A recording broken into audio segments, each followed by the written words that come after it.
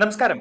ഒരിടവേളയ്ക്ക് ശേഷം വീണ്ടും കേരളത്തിൽ മഴ പെയ്യാൻ പോകുന്നു എന്ന വാർത്തയാണ് വരുന്നത്. കാലാവസ്ഥാ നിരീക്ഷണ കേന്ദ്രം ചില മുന്നറിയിപ്പുകൾ നൽകിയിരിക്കുകയാണ്.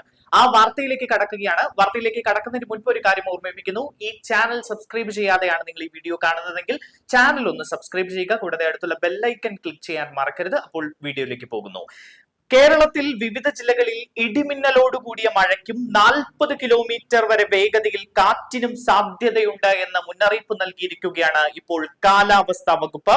അടുത്ത 3 മണിക്കൂറിൽ തിരുവനന്തപുരം ജില്ലയിൽ ഒറ്റപ്പെട്ട ഇടങ്ങളിൽ ഇടിമിന്നലോട് കൂടിയ ഇടത്തരം മഴയ്ക്കും മണിക്കൂറിൽ 40 കിലോമീറ്റർ വരെ വേഗതയിൽ ശക്തമായ കാറ്റിനും സാധ്യതയുണ്ട്.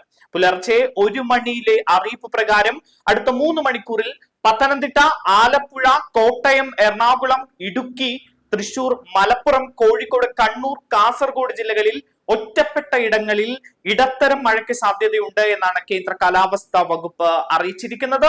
ഇതോടൊപ്പം മണിക്കൂറിൽ 40 കിലോമീറ്റർ വരെ വേഗതയിൽ ശക്തമായ കാറ്റിനും സാധ്യതയുണ്ട് എന്ന് അറിയിക്കുന്നു. ഒരിടവേളയ്ക്ക് ശേഷം കേരളത്തിൽ അടുത്ത ദിവസങ്ങളിൽ വീണ്ടും ശക്തമായ മഴയ്ക്ക് സാധ്യതയുണ്ട് എന്ന് പറയുമ്പോൾ ആശങ്ക കൂടുകയാണ്. ജൂൺ 10 മുതൽ 12 വരെ വിവിധ ജില്ലകളിൽ യെല്ലോ അലേർട്ട് പ്രഖ്യാപിച്ചിരിക്കുക കൂടി ചെയ്തിട്ടുണ്ട്. ഒറ്റപ്പെട്ട ശക്തമായ മഴയ്ക്കുള്ള സാധ്യതയാണ് കേന്ദ്ര കാലാവസ്ഥാ വകുപ്പ് പ്രവചിച്ചിരിക്കുന്നത്. ജൂൺ 10 പത്തനംതിട്ടയിലും ആലപ്പുഴ, കോട്ടയം, എറണാകുളം ജില്ലകളിലുമാണ് യെല്ലോ അലേർട്ട് പ്രഖ്യാപിച്ചിരിക്കുന്നത്. ജൂൺ 11 ആലപ്പുഴ, എറണാകുളം, തൃശൂർ, മലപ്പുറം, കോഴിക്കോട് ജില്ലകളിൽ യെല്ലോ അലേർട്ട് ആണ്.